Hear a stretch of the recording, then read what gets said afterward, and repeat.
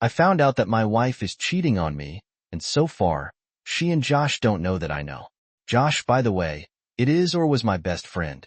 I know it is a cliché, but clichés become clichés because they happen so often. I had no idea how to handle the situation.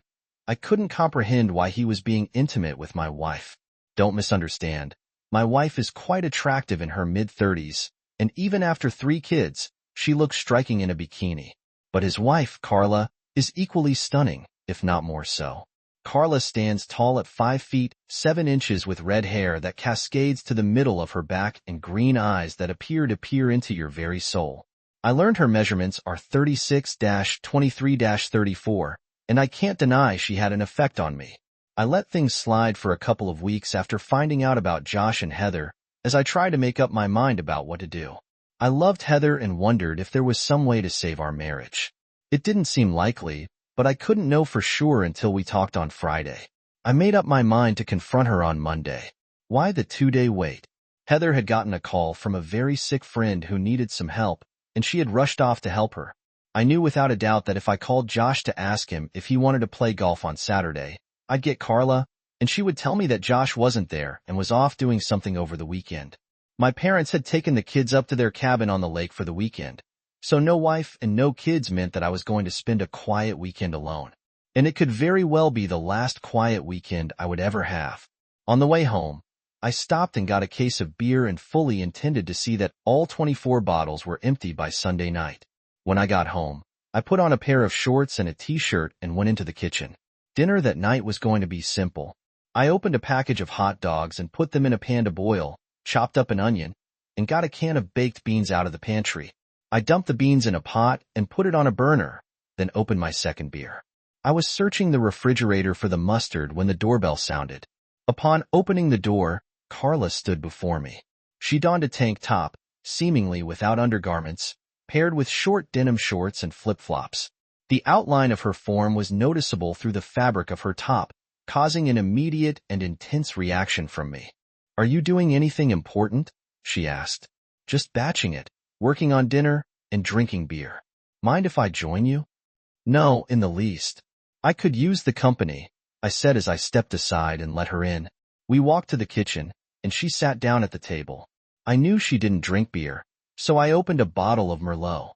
When I poured her a glass, I said, "Dinner is nothing fancy. Hot dogs and baked beans. Pretty simple stuff." I can do simple. The hot dogs were boiling and the beans were bubbling, so I turned off the heat and moved the pans to a cold side of the stove. I got 2 plates from the cupboard and handed Carla one, telling her to help herself. She fixed herself 2 hot dogs and spooned some beans on her plate. We sat down to eat, and I asked, "What brings you over? Do you have any idea where Heather is?" "She went to help a sick friend," Carla replied. "I wonder when it happened." "When what happened?" I asked. "When Josh got sick. He seemed quite healthy to me when he left the house." "You do know that Josh is involved with Heather, right? And that they are currently in room 130 at the Arrowhead Lodge?" "I didn't know that they were at the Arrowhead, but I've known for a couple of weeks now that she has been cheating on me." "How did you find out?" "I discovered a piece of a prophylactic wrapper in his pants pocket while doing laundry. He doesn't use them with me because we've been attempting to conceive. I resolved not to have his child if he was unfaithful. I didn't want to risk becoming a single mother in the event of a separation. So, I hired a private investigator with some inheritance from my father. They meet for extended lunches, and when he tells me he's working late, he's often spending time with Heather." "How did you learn about it?" "I was in the basement working on a bookcase. I'm making the phone ring, and I picked up the basement extension. Heather must have picked up the upstairs phone a second or so ahead of me, and I heard her say the word lover just as I put the phone to my ear. So, I quietly listened while Josh told her they would have to skip their usual long lunch at the Marriott due to an important meeting he had to attend. I got to listen to her tell him that she would miss him and that he was going to have to work hard to make it up to her the next time." "You haven't done anything about it?" "I haven't been able to make up my mind as to what to do. I did decide this afternoon to confront her when she gets home and see where it goes from there." "What are you going to do?" "Hopefully, I'll be doing it in a few minutes." I gave her what must have seemed to her like a confused look and said, "Do what?" She got up, came over, and sat on my lap. "I've seen the way you look at me, and I know very well that if we weren't married, you would have pursued me. We might both still be married, but we don't owe Josh and Heather any more loyalty than they have shown us." She hugged me, and her hand slid up my leg beneath my shorts, reaching the edge of my underwear. I shifted to get more comfortable, and her hand moved beneath my underwear. I looked at her in amazement as she leaned in, and our lips met. She slipped her tongue into my mouth, while her hand held me firmly. Caught up in the moment, I kissed her back, our tongues intertwining. She paused and said, "I'm aiming for the ultimate payback. Despite our decision to try for a baby, I've consistently found reasons to avoid intimacy during my fertile periods, to be extra cautious. I visited my doctor and got a diaphragm." "How much do you want to get back at Josh?" I asked. "Why do you ask that?" "It is my ultimate revenge. I am at my peak fertility right now, and my contraceptive device is in my purse." Yummy, that is exactly what I mean. Carlo was right. It would be the ultimate revenge to have Josh raising my child, believing it to be his own. I smiled and slid my hand under Carlo's tank top, confirming my suspicion that she wasn't wearing a bra. As I touched her, she responded with a moan. Her lips met mine with fervor, as my other hand ventured under her shorts, revealing another layer she had foregone. I gently caressed her, eliciting a moan and a whispered, "Oh yes," as I continued breaking the kiss and said, "On Heather's side of the bed, that's where I want you." On Heather's side of the bed, she got off my lap and said, "Let's go." We both quickly disrobed when we reached the bedroom, and Carla's unclothed form was stunning. She had a feature I had only seen in men's magazines. She was completely smooth. I've already noted that Heather was attractive, but I couldn't understand why Josh would be intimate with my wife when he had someone like Carla. Carla seemed to be pondering the same thing. She gazed at my bare figure with a quizzical expression, and when I inquired about her thoughts, she said, "I just don't understand it. You're more endowed than Josh, so why would Heather want to be intimate with my husband when she has you at home? It makes no sense to me." "Doesn't matter," Heather said. "You are here now, and for the time being, those other two people don't even exist. Take me to bed now." Heather gestured towards her side of the bed with a smile and suggested, "Let's spend time together on my side of the bed, and then we can go to my place and continue on Josh's side." "Deal," I said as she reclined on the bed. I positioned myself accordingly as she raised her legs, urging me to be with her passionately. "Can't do it," I said, "not until I've had a taste." I kissed her smooth skin and continued until Carla cried out, "Enough! Make love to me."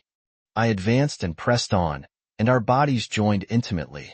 "Oh yes," she hissed, "fill me, love her, fill me, and embrace me tightly." I did as the lady requested. We were engaged in a passionate encounter filled with intense sounds that echoed off the walls. She pleaded with me to continue, her words fueling my desire. I was determined to satisfy her first. As Carla reached her peak, I could no longer restrain myself. I reached the climax, releasing into her. We were both sweaty and gasping for breath when I withdrew and collapsed onto the bed beside her. Carla propped herself upon an elbow and gazed down at me. "I can't believe this," she said. "I just can't believe this. Heather can have this, and she once had my husband." Her hand reached for me, and she began to caress me gently. I felt a twitch, and Carla whispered, "Good boy, showing signs of life. And that's a good thing because we ain't even close to being done yet, lover." She moved down and began to caress me with her mouth. Her actions quickly revitalized my once dormant excitement. She then paused, shifted her position, and with a playful declaration, "My turn," she began to move rhythmically atop me. And I reached a point of intense passion, and I shifted her position so that she lay on her back. Our connection deepened, and we shared a moment of peak intensity as we rested afterwards. She said, "You weren't going to make me go home tonight, are you?" "Silly girl," I said as I pulled her to me. We fell asleep wrapped around each other.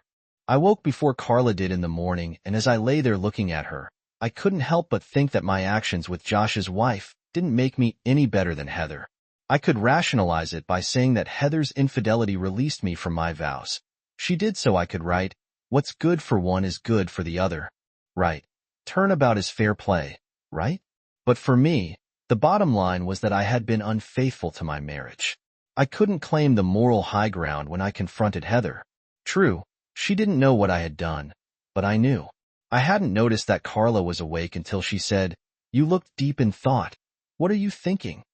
I told her, and she said, "I made the same promises you did when I married Josh, so I guess that makes me unfaithful too. But I don't see it that way. Josh made the same vows as I did, and then he broke them to me. That meant we had a contract, and if we were dealing in law, if I remember correctly from my business law classes, John would be in breach of contract, and the contract could be declared null and void. I know marriages aren't handled that way, but it doesn't change the fact that Josh and I had a contract, and he broke that contract with me. That means, at least to me, that I no longer have to honor that contract unless I choose to. You need to look at your marriage the same way. You aren't being unfaithful. You are only doing what her breach of her contract with you frees you up to do. Enough of this talk. Take me out and feed me, and then we need to go to my place and reclaim Josh's side of the bed and work on starting a family."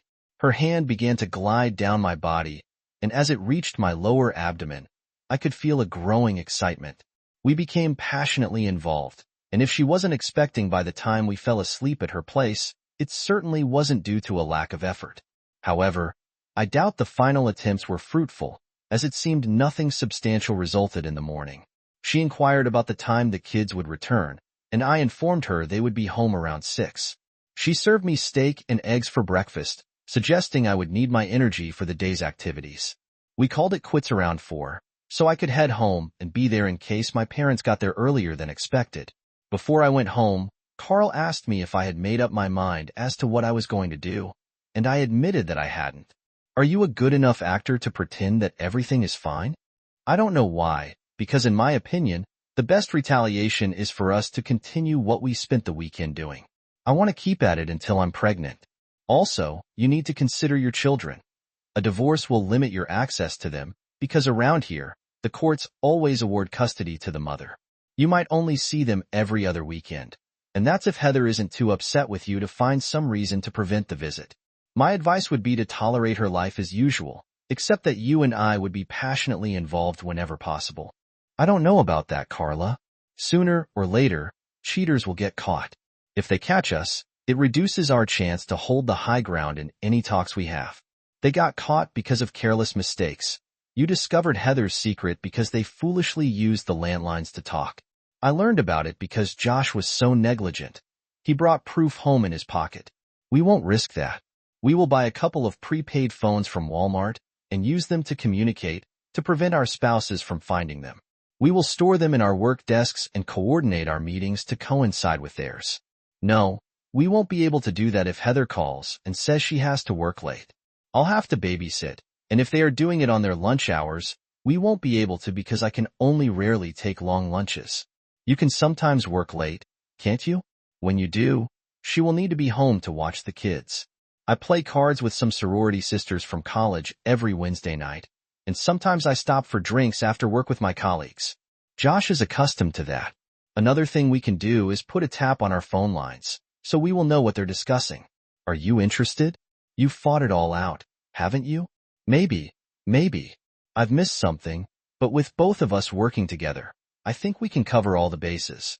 You are sure you want to do this? Absolutely sure. Like I told you in the beginning, I want revenge on Josh. I gave him everything I have, and he stabs me in the back. I spoiled that scoundrel rotten and was intimacy generous with him 3 and 4 times a week, and he cheats on me. No way, I'm going to let it slide. My idea of the perfect revenge is to let him raise another man's kid. And what could be sweeter than having the husband of the woman he is cheating with be the father of that child? I understand the desire for revenge and the difficulty of accepting someone else raising my child, but I'm uncertain about pretending to be a loving husband to a wife who is unfaithful. You have an incentive, my love. I do. Over the last 48 hours, you seem to thoroughly enjoy what I provided. You can have as much as you want, whenever you want, and for as long as you want. You do know that's an incredibly hard offer to refuse. I certainly hope so, and there's more.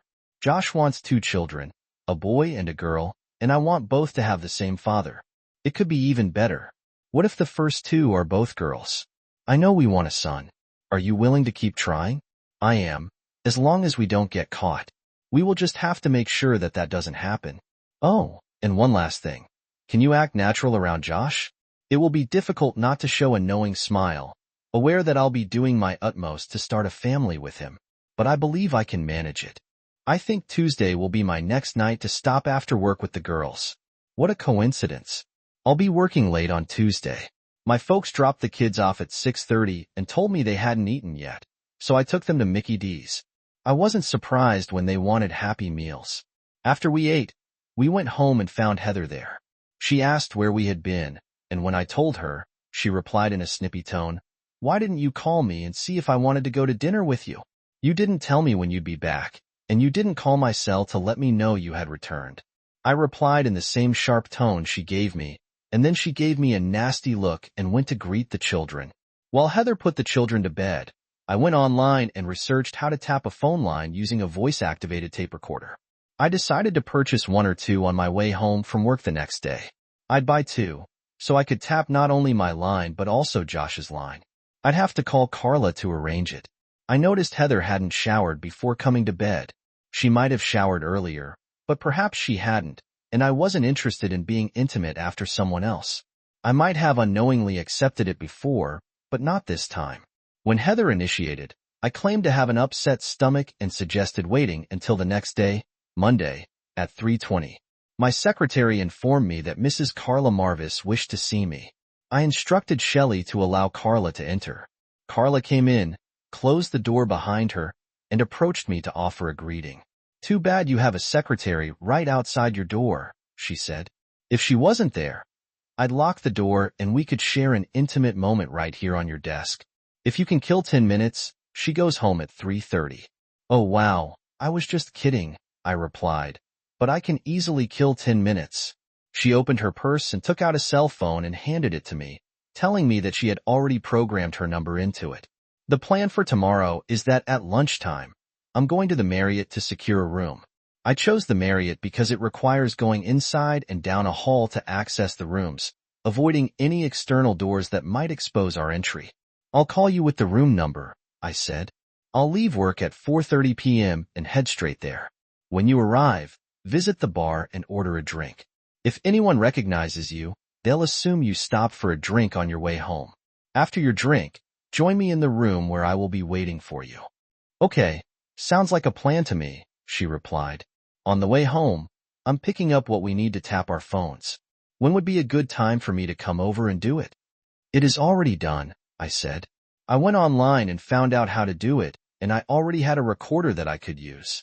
At that point, Shelley stuck her head in the door and said, "I'm leaving, Mr. B, and I'll see you in the morning." When the door closed, Carla got up to lock the door. And when she turned back to me, I already had my pants and brie off and was clearing the desk. Carla laughed and said, "Eager, I appreciate that quality in a man," she said as she subtly hinted at her readiness for intimacy. It was a swift, uncomplicated encounter, and we were both satisfied. As Carla was getting dressed, she said, "That will hold me till tomorrow, but you had better come to the room prepared for a long and energetic evening. Maybe you should load up on vitamins." I debated whether to clean myself before going home if I became intimate with Heather that night. There was a mischievous part of me that found it intriguing to do so with traces of Carla still present, likely dried by then. However, Heather often began with more intimate acts, and she might notice a different taste. Deciding it was better to be cautious, I headed for the men's room to freshen up. I stopped at Radio Shack on the way home and bought 2 recorders and 6 EXT tapes. I got the second recorder so I could listen to the tapes in my office. I would save any tape that had something on it from the 2 lovers against the day I would be telling a judge why I wanted a divorce. Heather had dinner ready when I got home, and she had wine out, which was a good sign that she was in a romantic mood. And I wondered about that. She had spent the weekend with her lover, and she comes home wanting more. Was she developing an insatiable desire, or did she just enjoy being with her unsuspecting husband after being with her lover? Maybe someday I'd find out the answer to that one. Intimacy with Heather was always satisfying, and she was open to various experiences. She was skilled in providing pleasure, though not quite as adept as Carla, and she was open to different forms of intimacy. If Carla had been truthful and not merely flattering me when she mentioned my size compared to Josh's, I was curious about what Heather found lacking in me. Perhaps one day I would find out. When dinner was over, the kids were parked in front of the electronic babysitter, and we were doing the dishes. Heather said, "You do know that you have your work cut out for you tonight, right?" "Oh, and why is that?" I asked. "You have to make up for last night," she replied. "I'll do my best." "Your best is always spectacular, my love," she said. I wanted to say, "Then why are you with Josh?" But I kept my mouth shut. While Heather read to the children, I descended into the basement, located the phone line's entry point into the house, and installed a tap on the phone. Heather didn't leave for work until an hour after I did, and I surmised that was when she and Josh would engage in most of their conversations. I could be mistaken, though. Heather owned a cell phone, and they could potentially communicate using her work phone while she was at her job. I was betting that the call I had eavesdrop on indicated they conversed when she was at home. We were intimate 3 times that night, which was unusual for us. Typically, we engaged in such activities 3 or 4 times a week, but usually just once, though sometimes we did twice. Another curiosity to ponder, the alarm sounded just after we completed our 3rd round. We were lying beside each other when Heather said, "Have you given any thought to us having another child?" "Not really," I said, as I particularly didn't consider Josh's. "In fact, I've been considering getting a vasectomy so you could stop taking birth control pills, and we could still be safe." "Why wouldn't you want another?" she asked. "We had Mike and Anna so soon after our wedding that we never had a chance to go places and do things. As it sits now, we will still be young enough to do some things when Mike and Anna strike out on their own. More kids would prevent that. Besides, right now, we need the income from your job. We would be pinched if you had to leave work because of a pregnancy." In my mind, I was thinking some really unpleasant thoughts. Heather and Carla talked, and uncertain that Heather knew Carla and Josh had decided to try for a child. Did Heather want to have Josh's first child before Carla could? Was there something Heather held against Carla, or was it simply Heather trying to assert her rights to her partner? Either way, it didn't make me feel like I could commit to Carla's plan. In my mind, I was going to have to end things with Heather pretty soon. Then I had a very, very bad thought. Where Mike and Anna were even mine, I was going to have to find out. I fell into a very disturbed sleep the next afternoon after a tiring meeting in room 202 of the downtown Marriott. I shared my concerns with Carla. "I can't even make a wild guess as to what you should do," Carla said. "Confront her about Josh now, before he can get her pregnant. Of course, she could already be expecting and is getting ready to tell you. I know what I'd do, but I'm not a man, and I'm not you. What would you do?" "I'd simply tell her that I don't want more children, so for safety, I'll start using protection until I can have a vasectomy. If she becomes pregnant, that's when I'd address the issue. I'd suggest we need a DNA test to determine if the child is mine or Josh's. That would likely surprise her. If I get a vasectomy, it will blow our revenge plan. Just don't agree until you ensure I'm expecting. It would be unfortunate because I really want all my children to share the same father. We might be fortunate. Perhaps Heather was merely gauging your interest in having another child, and your lack of enthusiasm might dissuade her. We'll never be certain unless she approaches you with the news that she's expecting." She looked at her watch and said, "We have time for a couple more chances for you to make me a mon." I stopped on the way home to purchase protection, and that night, when Heather was intimate, I prepared to use it. "What's that for?" she asked. "I've decided to use them until I can get a vasectomy. I really don't want any more kids." "Well, take it off," she said. "I hate the feel of those things." I agreed. "I'll stay on the pill and use spermicide until I can get fitted for a diaphragm. That should keep us plenty safe."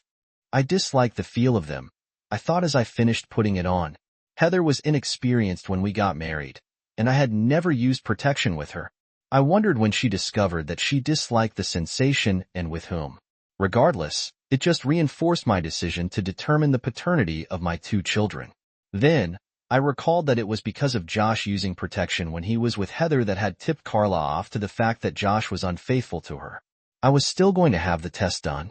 I finished rolling it on and said, "Unless you already have the spermicide, I'll use the condoms that I bought today." "I don't, but I'll get some tomorrow and make a doctor's appointment for the diaphragm," Heather replied.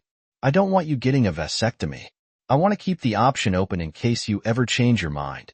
I maintained protection, positioned myself on the bed, and engaged in an intimate act with her.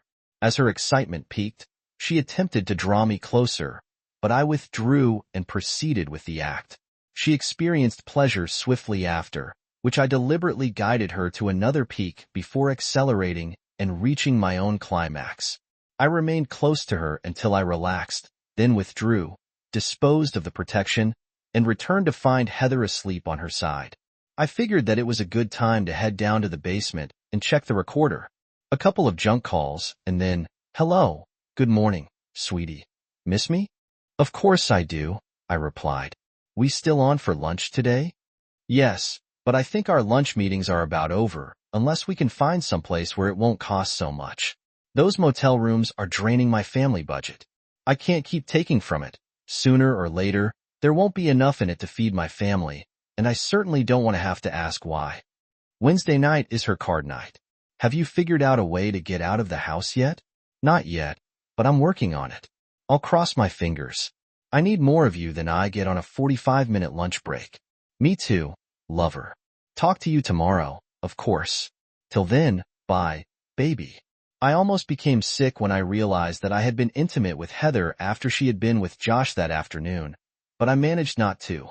I found it interesting that she was not only unfaithful to me, but she also had to pay for the room to do it in. I wondered how Carla would react when she heard that her husband referred to her with a derogatory term. The only thing I knew for sure as I climbed the steps out of the basement is that Heather would not be able to leave the house on Wednesday night. Tuesday, when I got to work, I took the track phone out of my desk drawer and called Carla. When she answered, I said, "Good morning, jerk." She responded, "Who in the world is this? You have forgotten the voice of the father to be of your children already, and besides, who else has this number, Bob?" I said, "Why are you calling me an offensive name?" Listen to this, as I held the recorder up to the phone and pressed play. After the woman's card night had played, I said, "See, I have it on good authority that you are unfaithful. A husband knows these things about his wife, right? When the time comes, I'll eliminate the despicable person."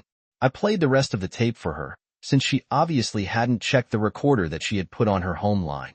After she listened to it, she asked me what I was going to do. "I think I'll have to work late on Wednesday, but I won't let her know until it's almost time for her to finish work. Hopefully, it will be too short notice for her to arrange a babysitter." Did you catch the part where Heather says she's paying for the room they meet in? It doesn't surprise me. Josh has always been cheap. I guess if you're going to work late, I'll skip my card night, and we can get together. I'll call you tomorrow and set it up. Wednesday over breakfast, Heather asked me if I had plans for the evening. When I said no, she asked why. "The girls from work have been talking about stopping after work to have a couple of drinks and socialize away from work. I can't do it unless you are here to watch the kids," she said. "Shouldn't be a problem." I kissed her goodbye and left for work. Upon arriving at work, I rented a room at the Marriott. I then called Carla and provided her with the room number. Heather finishes her job at 5, so around 4:40, I informed her that I would be working late. There are some problems with the Henderson contract, and they have to be taken care of before Nathan goes to his meeting with them in the morning, I explained. "Sorry for such short notice, but I really can't get out of it. I may be really late, so don't wait up for me. Love you." I was worn out after my time in room 333, and Heather was asleep when I arrived home. If she had been awake and in the mood, I doubt I would have had the energy for intimacy.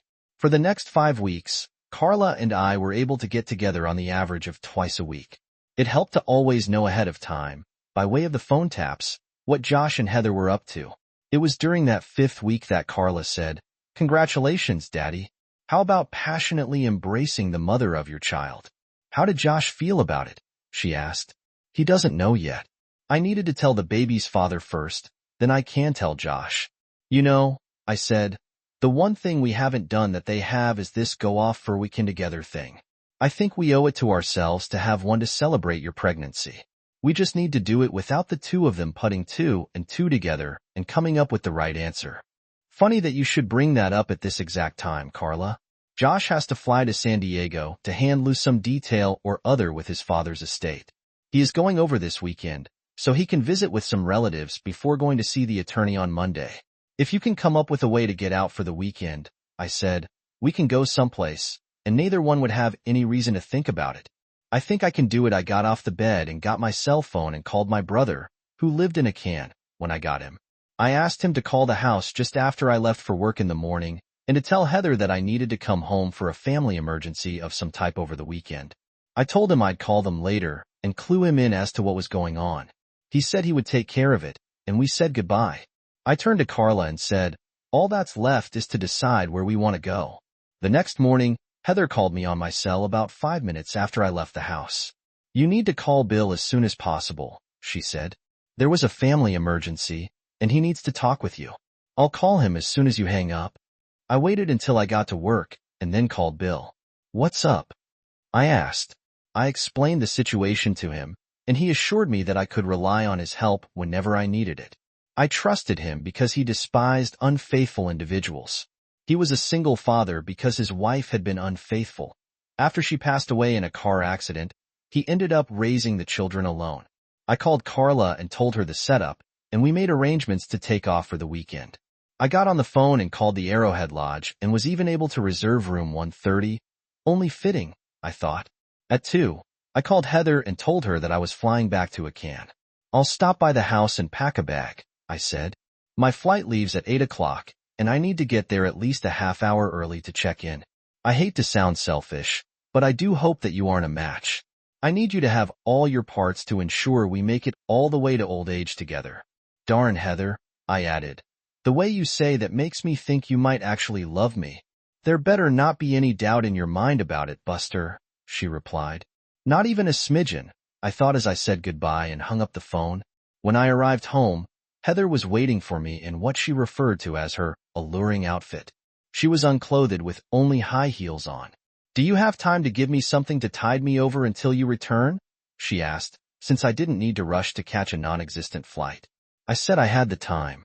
Heather was lying on the bed, and as I dressed, she said, on the phone, you almost sounded like you doubted that I love you. Just kidding, babe, she continued. I know full well how much you love me. You show me just how much every time you are intimate with Josh. I don't want you to ever doubt it, lover. Not ever. The weekend with Carlo was exhausting. We spent time together intimately and then went to bed. We woke up in the morning, spent more intimate time, and then went to breakfast. We returned to the room and continued our intimacy until lunchtime. After eating, we went back to the room for more intimate moments. We then went out and sat by the pool for a while before returning to the room for more intimacy.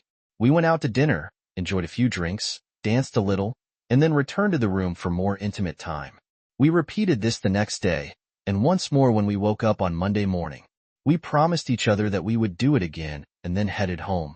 Heather was at work when I got home, so I went to the basement and checked the recorder. The first call on Friday morning was from Bill. A couple of minutes after she hung up on Bill, she got a call from Josh. You figure out a way to get loose for the weekend. I'd love to spend a couple of uninterrupted days with you.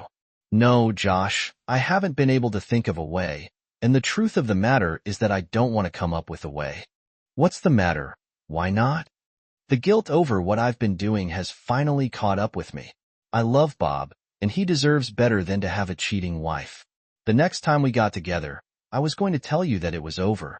I need to devote myself to Bob. Oh, come on, Heather. You've been intimate with me for almost a year.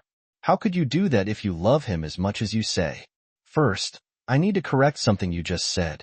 I've never been intimate with you in a loving way. I've had a physical relationship with you, but I never made love to you. The only man I'm intimate with in that way is Bob. Nonsense, Heather. You never showered before we left the motel rooms. I keep a travel bag at work with all the essentials for personal hygiene. Bob has never detected even a hint of your presence. No job. I'm ending this before we get discovered. I love Bob, and I don't want to lose him. Be content that you managed to sway me when I was inebriated at that first time. Maybe so, but you weren't drunk all the other times. Depends on what you mean by drunk. I was intoxicated with the excitement I got from being with Bob after you, and I were intimate. I wanted to see if the thrill would be there if I was sober, so I let you and I be together a second time. And that is the only reason I continued. We've managed to keep it a secret for a little over a year, but I've come to realize that the feeling I get from going to Bob after being with you isn't worth the risk of losing him if we got caught. Enjoy your time in California, Josh, and when you return, don't contact me. Goodbye. Interesting, I thought as I pulled the tape and inserted a fresh one. I unpacked and headed to work around 11.